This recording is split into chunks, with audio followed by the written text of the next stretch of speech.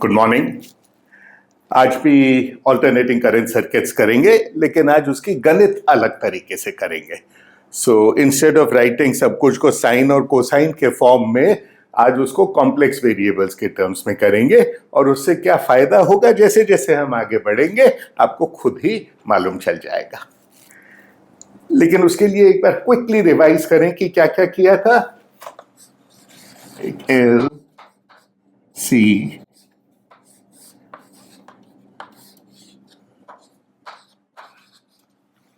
LCR circuit है, और LCR circuit के अंदर जो करंट है और जो वोल्टेज है उनमें हमेशा एक फेज डिफरेंस होता है। और वो फेज डिफरेंस कितना होता है उस पर निर्भर करता है कि एल की क्या वैल्यू है, सी की क्या वैल्यू है और इसकी फ्रीक्वेंसी क्या है। तो जो हम पहले कर चुके हैं वो ये कि phase difference is given by tangent phi is equal to where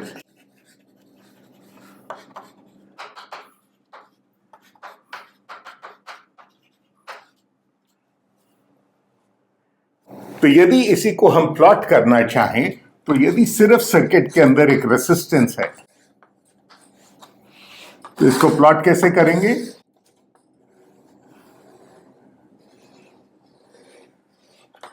ये मान लीजिए वोल्टेज है,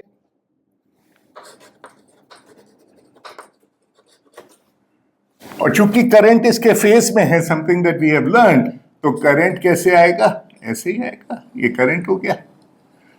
करंट का मैग्नीट्यूड किस पे निर्भर करेगा, वोल्टेज और रेसिस्टेंस की वैल्यू पे। लेकिन यदि अब आपके पास एक इंडक्टर है तो क्या होगा। हमने कहा था voltage is always ahead of current in an inductor. इस केस में यदि वोल्टेज ऐसे प्लॉट करेंगे तो करंट इससे 90 डिग्री पीछे है, lagging behind and so on.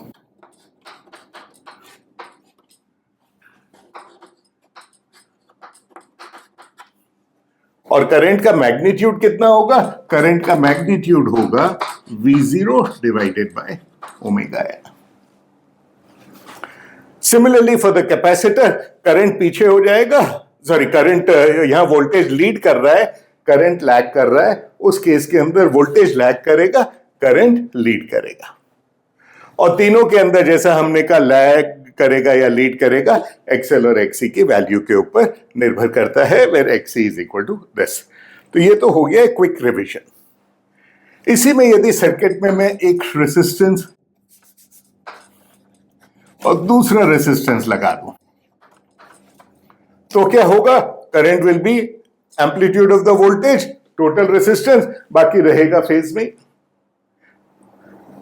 No difference. फिर डिफरेंस कहां आएगा, डिफरेंस आएगा यदि हमने मान लीजिए एक कैपेसिटर लगा दिया और एक रेसिस्टेंस लगा दिया। सिंप्लिसिटी के लिए चूज कीजिए कि ये 1 किलो ओम है, ये भी 1 किलो ओम है, यानी 1/ओमेगा C is equal to 1 kilo ohm. Reactance भी रेसिस्टेंस के रूप में ही मेजर होता है। तो फिर रिएक्टेंस और रेसिस्टेंस में फर्क क्या है, कुछ फर्क है, और वो फर्क क्यों है, इस फेज डिफरेंस की वजह से। तो वो भी कहीं ना कहीं अंदर आ जाना चाहिए। तो इसके लिए इंपीडेंस हो गया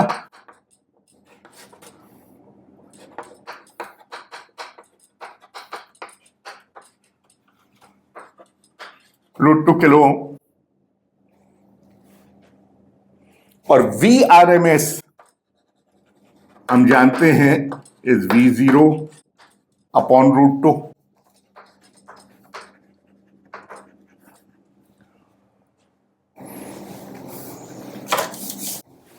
एंड Irms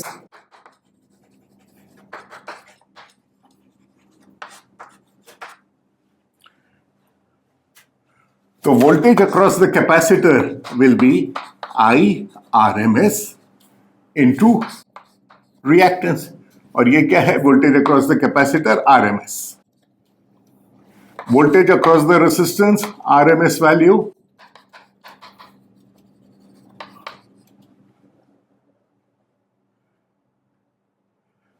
IRMS कितना हो गया? VRMS, which is V0 upon √2 divided by Z. Z की क्या वैल्यू है? 1 upon √2. So this is, इसके अक्रॉस क्या हो गया? IRMS is V0 by √2, 1 upon √2. क्यों? क्योंकि ये 1 किलो ओम है, इसलिए इसकी वैल्यू 1 ही ली, ये भी 1 kilo ohm. This is very interesting. और VRMS जो है is not equal to V,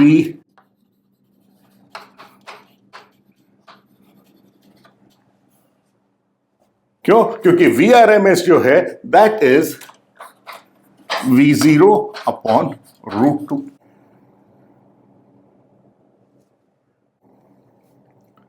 तो मीनिंगफुल वोल्टेज जो मेजर करते हैं वो RMS वैल्यूज ही मेजर कर रहे हैं, और RMS वैल्यू जब मेजर करते हैं then we don't get the value जो सम टोटल होता है। इसी प्रकार यदि पीक वोल्टेजेस मेजर करेंगे, RMS है और उनके ऊपर भी साइनोसॉइडल ही होगा, तो V0 capacitor will be obviously √2 times, and V0 resistance वो भी उसका √2 टाइम्स हो जाएगा RMS वैल्यू का। But what works is VRMS square is equal to VRMS capacitor square. ये कितना हो गया? V0 square by 4।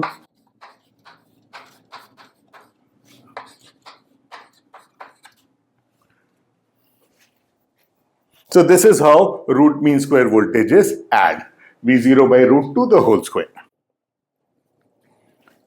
ये काम जो हमने कैपेसिटर के साथ किया, आइडेंटिकली यही काम इंडक्टर के साथ कर सकते हैं। तो हमको कोई मैथमेटिकल फॉर्मेलिज्म बनाना पड़ेगा जिससे रिएक्टेंस और रेसिस्टेंस का जो फर्क है, जिससे वोल्टेज और करंट के अंदर जो फेज डिफरेंस है π/2 को, उसको किसी तरह इनकॉर्पोरेट करना है। तो इसको पहले तो हमने इनकॉर्पोरेट किया था साइन कोसाइन करके। अब जब सर्किट के अंदर बहुत सारे एलिमेंट्स हो जाते हैं पर्टिकुलरली, तो साइन कोसाइन करने से ये क्लियरली जाहिर नहीं होता कि रिएक्टेंस का एक क्या कंट्रीब्यूशन आएगा। तो उसी के लिए हम एक नया फॉर्मलिज्म बनाएंगे। तो वही 1 किलो ओम रेसिस्टेंस लेके चलें तो हम कहेंगे current in a resistance is VR upon R। Current in the capacitor is VR divided by उसका क्या है? 1 upon omega c, which means, sorry, लेकिन ये मैग्नीट्यूड तो ठीक हो गया, लेकिन वो जो फेज डिफरेंस है उसका फर्क नहीं आया। और कैपेसिटर में हमने कहा करंट वोल्टेज के मुकाबले आगे चलता है। So let me write that आगे चलने का effect as VC e to the power of iota phi, where phi is equal to π/2। तो ये क्या हो जाएगा? ये हो जाएगा cos π/2 plus iota sin phi/2। So just iota। So this quantity becomes,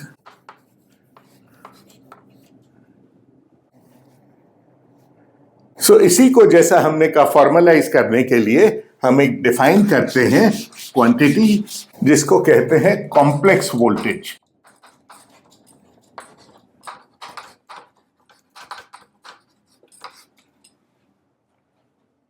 और जो साइनोसॉइडल वोल्टेज लगा रखा है सर्किट के अंदर उसको कहते हैं हम, that is real part of, so V is real part of complex voltage. तो इसका रियल पार्ट क्या है? V0 cos omega t plus phi. Imaginary part क्या है? V0 sin omega t plus phi. तो उससे आगे हमें V is equal to V0 cos omega t plus phi, if that is how you start with. And complex voltage is equal to complex impedance into complex current. तो किसी भी circuit के लिए ये होगा। तो व्हाट इज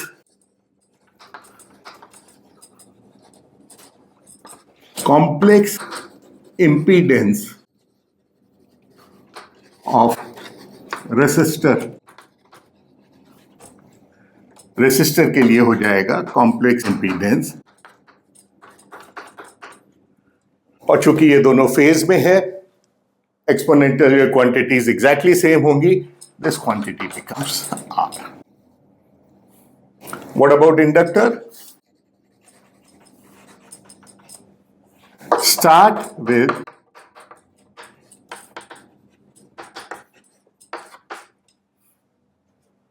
और inductor के अक्रॉस पोटेंशियल कितना होगा, वोल्टेज कितना होगा?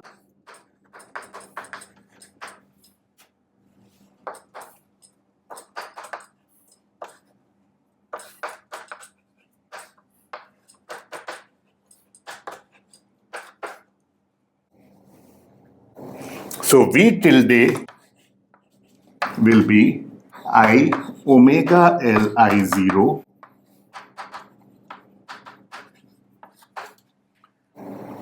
therefore Z tilde is equal to V tilde upon I tilde. So this is, तो ये आपका कॉम्प्लेक्स इंपीडेंस हो गया. यही काम जब कैपेसिटर के साथ करेंगे तो ये तो इंडक्टर के लिए आ गया. Complex impedance for a capacitor is 1 upon iota omega C. और ये बड़ा इंटरेस्टिंग हो गया. क्यों? अब हमारे पास यदि एलसीआर सर्किट है,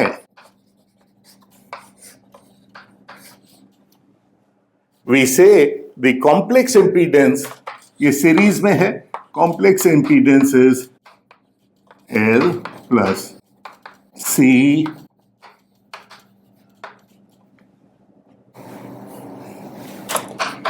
आयोटा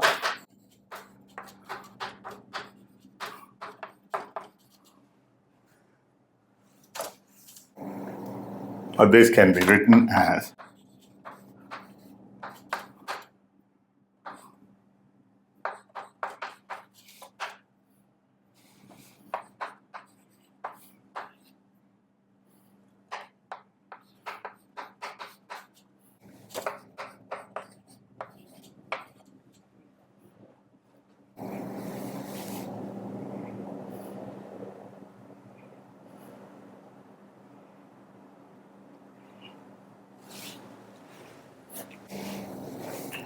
अब मैं एक स्पेसिफिक केस चूज करता हूं. क्या?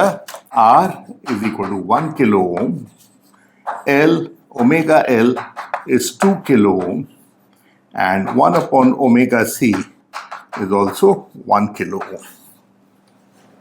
ऐसे ही arbitrary values ले ली.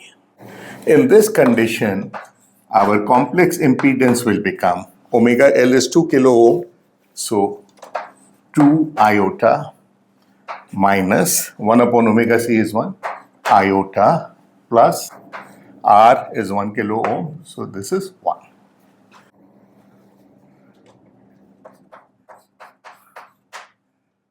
One plus iota. और कोई भी यदि कॉम्प्लेक्स नंबर है Z, we can always write Z as R e to the power of theta, iota theta, where R is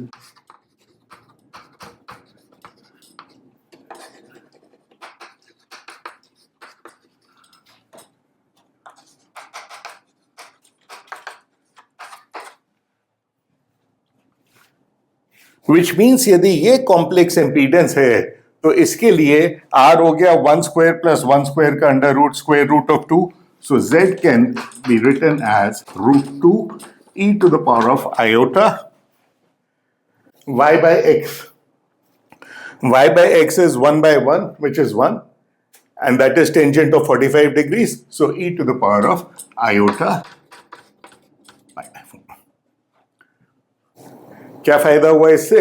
ये फायदा हुआ कि वोल्टेज इज करंट, और इस कॉम्प्लेक्स इंपीडेंस की वजह से एक ये फैक्टर और आ गया. तो यानी यदि मेरा करंट जो था फाई को भी भूल जाता हूं थोड़ी देर के लिए। तो वोल्टेज क्या हो जाएगा? वोल्टेज हो जाएगा I0 into √2 into I to the power of omega T plus π/4। तो ये मैक्सिमम कब होगा? ये मैक्सिमम होगा when omega T is equal to π/2, और ये मैक्सिमम कब होगा? When omega T plus π/4 is equal to π/2। यानी ये मैक्सिमम पे पहुंचेगा जब टी की वैल्यू π/2 ओमेगा है, ये मैक्सिमम पे पहुंचेगा जब टी की वैल्यू π/4 ओमेगा है। यानी जल्दी मैक्सिमम पे पहुंच गया। जल्दी मैक्सिमम पे पहुंच गया मतलब voltage is leading. End voltage is leading पहले भी किया था साइन कोसाइन के टर्म्स में। XL ग्रेटर देन XC है तो वोल्टेज इज लीडिंग, और यही तो हमने किया है। XL is this, XC is this, voltage is leading. तो एक और आसान सा प्रॉब्लम और करते हैं इसी को यूज करके, सो दैट हमारा फेमिलियरिटी बढ़ जाए।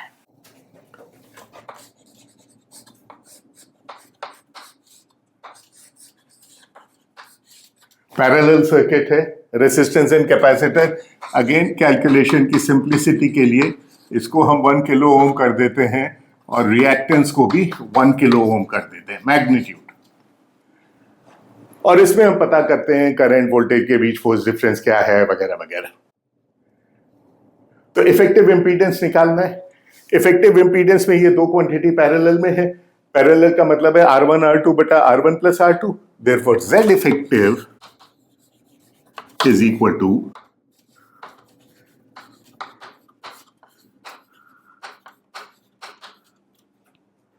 और इस केस में ZR इज 1। ZC क्या है? मैग्नीट्यूड तो 1 किलो ओम है, लेकिन ZC के साथ एक माइनस आयोटा और लगता है। Minus iota upon omega C है ना, not minus,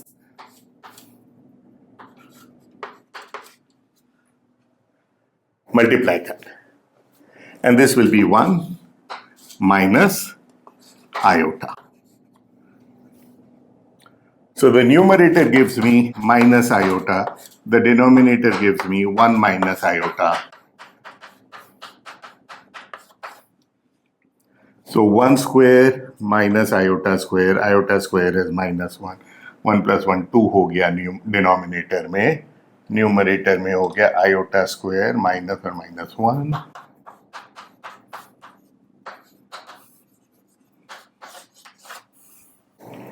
which is again interesting.